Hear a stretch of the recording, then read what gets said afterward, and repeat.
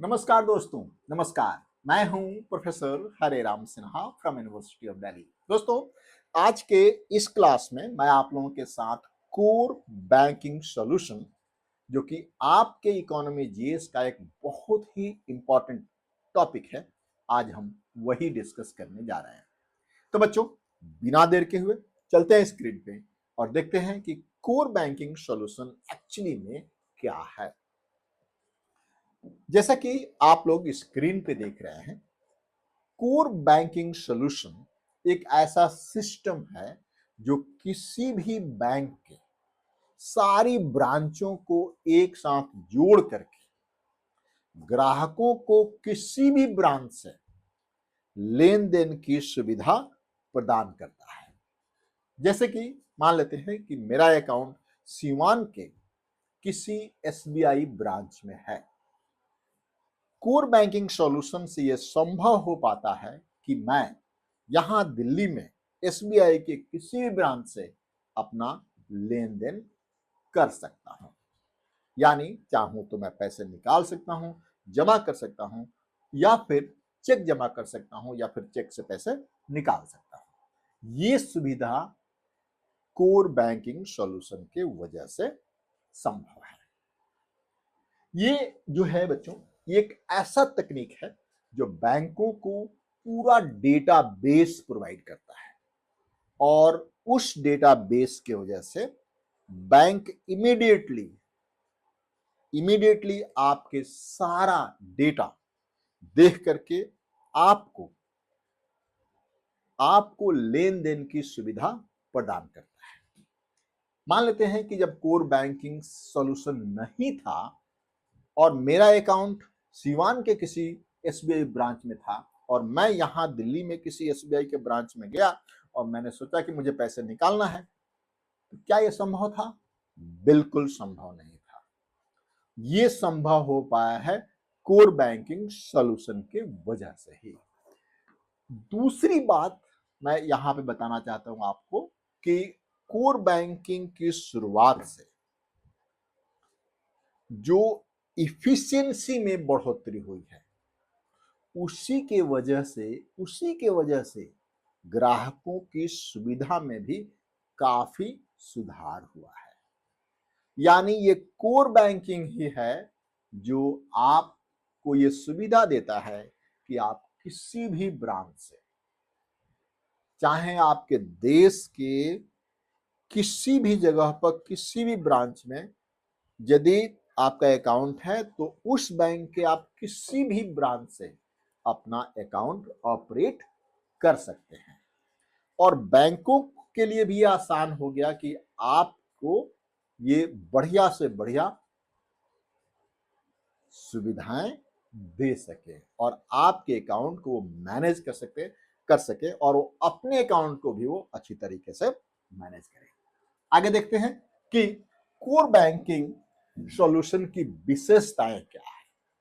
Core banking solution की क्या विशेषताएं हैं? सबसे पहले आप देख सकते हैं कि केंद्रीकृत डेटाबेस तैयार हो जाता है।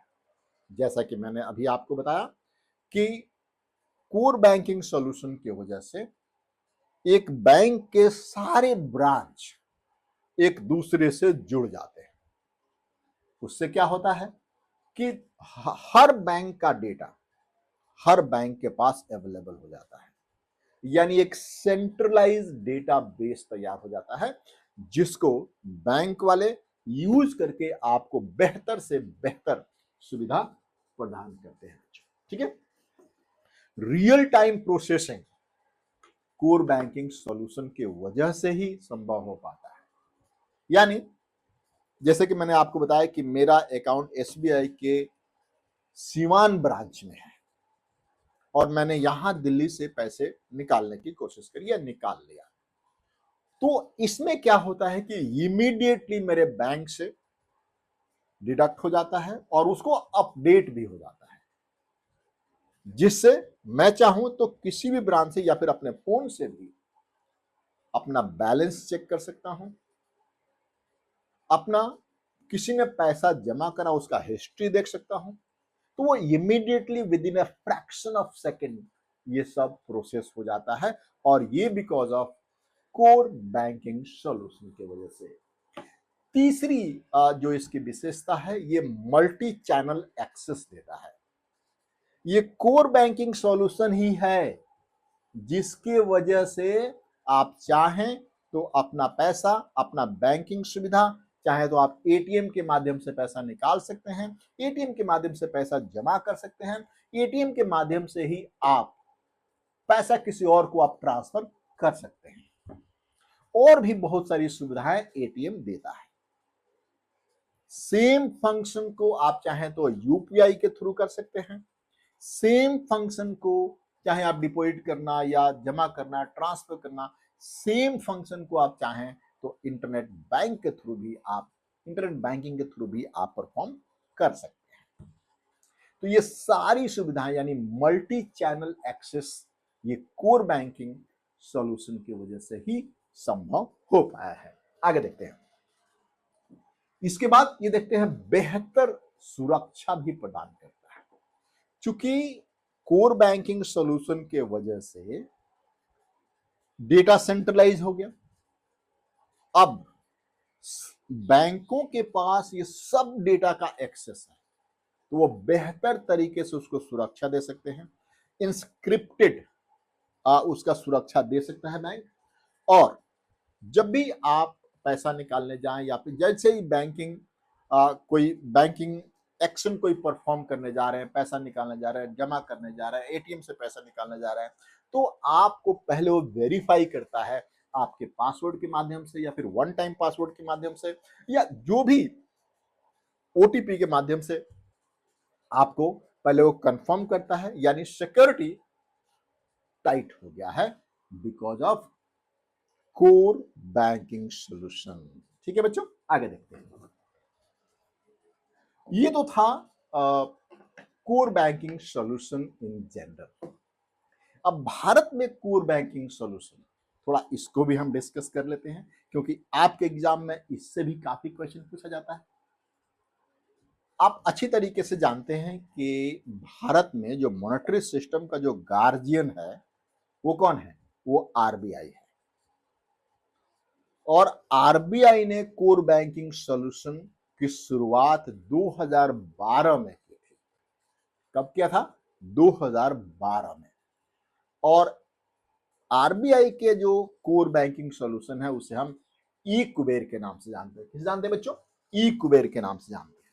आप यहां पे सामने है, ई कुबेर के नाम से जानते हैं। ई कुबेर के माध्यम से बैंक, ध्यान सुनिएगा, ई कुबेर के माध्यम से बैंक अपने जितने भी खाता है, मतलब करंट अकाउंट है आरबीआई के पास, उसको वो एक्सेस कर सकता है कहीं भी और कभी भी। ई कुबेर के माध्यम से कमर्शियल बैंक या आप कह सकते हैं वाणिज्यिक बैंक आरबीआई के पास अपने खाते को कहीं भी और कभी भी एक्सेस कर सकता है, या आरबीआई उसको अनुमति देता है कि आप इसके माध्यम से अपना सब कुछ मैनेज कर सकते हैं। ठीक है, यहां पे एक और बात मैं आपको बता दूं कि ई कुबेर जो है ना, ई कुबेर को इंटरनेट या फिर इनफाइनाइट इंडियन फाइनेंशियल नेटवर्क के माध्यम से एक्सेस किया जाता है। देख सकते हैं आप लोग, और एक्सेस किया जाता है जो सदस्य बैंकों और वित्तीय संस्थानों का एक क्लोज ग्रुप है। मतलब ई कुबेर सदस्य जितने आरबीआई के सदस्य बैंक हैं उनका एक क्लोज ग्रुप है। और इनफाइनाइट यानी इंडियन फाइनेंशियल नेटवर्क जो है वो इंडियन पेमेंट सिस्टम या फिर नेशनल पेमेंट सिस्टम की रीढ़ की हड्डी है। इस बात को आप ध्यान रखिएगा, आपके एग्जाम में कई बार क्वेश्चन भी पूछा जाता है। अब आगे देखिए, इसके बाद यहां पे हम देखेंगे कोर बैंकिंग सॉल्यूशन का इंपॉर्टेंस क्या है, महत्व क्या है। क्या महत्व है वैसे तो मैं इनडायरेक्टली बता चुका हूं, बट फिर भी चूंकि आप जब भी आंसर लिखते हैं अपने मेंस में तो इस तरह के पॉइंट वाइज आपको आपका आंसर जरूरी होता है। यहां पे देख सकते हैं कि कोर बैंकिंग सॉल्यूशन की वजह से ग्राहकों की सुविधा में काफी सुधार हुआ है। यानी अब वो चाहे तो किसी भी बैंक ब्रांच से मतलब अपने बैंक के किसी भी ब्रांच से अपनी बैंकिंग सुविधाएं वो ले सकता है। उसके बाद बैंकों को भी काफी सुविधाएं हो गई हैं। अब कोर बैंकिंग सॉल्यूशन यानी ई कुबेर के माध्यम से अपना सारा डेटा एक साथ रख सकते हैं। बहुत सारे फंक्शन को उन्होंने ऑटोमेट कर दिया है, मतलब स्वचालित कर दिया है। जैसे आपको पहले 500 रुपये भी निकालने होते थे, तब भी आपको बैंक ब्रांच जाना पड़ता था, लेकिन अब क्या ऐसा है? नहीं, आपके पास बहुत सारी सुविधाएं हैं। जैसे एटीएम कर दिया उन्होंने, यूपीआई कर दिया उन्होंने, आपके पास इंटरनेट बैंकिंग कर दिया। आप उससे क्या हुआ कि आपकी सुविधाएं बढ़ गई और बैंक की इफिशियंसी बढ़ गई। आप पहले जाते थे, लाइन में लगे रहते थे बैंक में, मतलब एक दिन पूरा आपका बैंक में निकल जाता था। यदि आपको निकालना भी जाना होता है पैसे से, या फिर वापस भी आप निकालना भी है, या फिर जमा भी करना है, तो दोनों ही केसेस में काफी समय लग जाता था। ठीक है।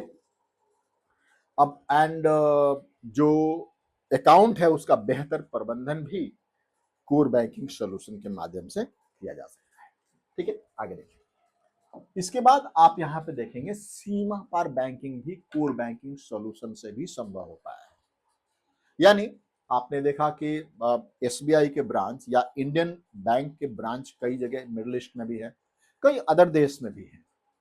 तो आप चाहें तो अपने अकाउंट का एक्सेस वहां से भी अपनी सुविधाएं ले सकते हैं। यानी बैंकों में पैसे जमा कर सकते हैं, वहां से एटीएम से निकाल सकते हैं, ये बहुत सारा काम वहां से भी आप कर सकते हैं। क्लियर है बच्चों कि नहीं? समझ में? आगे देखते हैं। इसके बाद यदि देखें तो कोर बैंकिंग का मतलब चुनौतियां क्या है। तो कोर बैंक जैसे ही आप जानते हैं, जैसे जैसे सुविधाएं बढ़ती हैं, चुनौतियां भी बढ़ती हैं। तो कोर बैंकिंग की सबसे बड़ी जो चुनौती है वो है आपका इम्प्लीमेंटेशन कॉस्ट, यानी इसमें आप कह सकते हैं कार्यान्वयन लागत। इसके लिए एक बहुत बड़ा सॉफ्टवेयर चाहिए होता है, इंटरनेट की सुविधा चाहिए होती है, फिर आपको सिक्योरिटी चाहिए होता है, बहुत सारी सिस्टम, बहुत बड़ा निवेश चाहिए होता है कोर बैंकिंग सिस्टम को लागू करने के लिए। आप देख सकते हैं यहाँ पे सीबीएस को लागू करने के लिए तकनीक, बुनियादी ढांचे और प्रशिक्षण में भारी निवेश की आवश्यकता होती है। ये बहुत बड़ी चुनौती है, मतलब एक तरह का ये बहुत बड़ा इन्वेस्टमेंट है, तभी आप कोर बैंकिंग सुविधाएं हो सकती हैं। साइबर सुरक्षा का जोखिम भी हो सकता है, कई बार आपके पासवर्ड ब्रीच भी हो जाते हैं, कई बार आपके पासवर्ड को हैक कर लिया जाता है, चोरी कर लिया जाता है। और आपने देखा होगा, कई बार आप रील्स में भी देखते हैं, न्यूज़पेपर में भी पढ़ते हैं कि आपके पासवर्ड को हैक करके आपका बैंक खाली कर देगा। तो ये भी बहुत बड़ी चुनौती है। तो बैंकों को इस पे भी बहुत ज्यादा पैसा खर्चा करना पड़ता है कि किसी तरह का बैंक का जो डेटा है वो लीक ना कर पाए। ठीक है, आगे देखिए। इसके बाद देखिए, कई बार क्या होता है कि आप जाते हैं, मतलब देहातों में काफी होता है, मतलब रूरल एरियाज में काफी होता है कि हम गए बैंक और बैंक वाला कह रहा है कि सिस्टम फेल है जी, सर्वर डाउन है, लिंक नहीं है। तो इस तरह की बहुत सारी प्रॉब्लम कई बार मतलब रूरल या फिर कंट्री साइड में आता है। गांव देहात के एरिया में इस तरह की बहुत सारी प्रॉब्लम है, और इसको ठीक करने में बैंकों को और सरकार को दोनों को मिलकर एक साथ काम करना चाहिए। आई होप आप लोगों को ये वाला कोर बैंकिंग सॉल्यूशन वाला टॉपिक समझ में आ रहा होगा। अब आगे देखते हैं इसमें और क्या है बच्चों। अब देखते हैं कि यूपीएससी में इस टॉपिक से यानी कोर बैंकिंग सॉल्यूशन से किस तरह के क्वेश्चन आए हुए हैं। एक क्वेश्चन मैं लेकर के आया हूं, 2016 का क्वेश्चन है ये 2000 यूपीएससी प्रीलिम्स 2016 का क्वेश्चन है। देखिए कैसे है, क्या है। समाचारों में कभी कभी दिखने वाले शब्द कोर बैंकिंग सॉल्यूशन, ये देखिए कभी कभी दिखने वाले शब्द कोर बैंकिंग सॉल्यूशन का सबसे सही वर्णन निम्नलिखित में से कौन सा या कौन से कथन करता है? बता सकते हैं आप लोग? पहला कथन क्या है?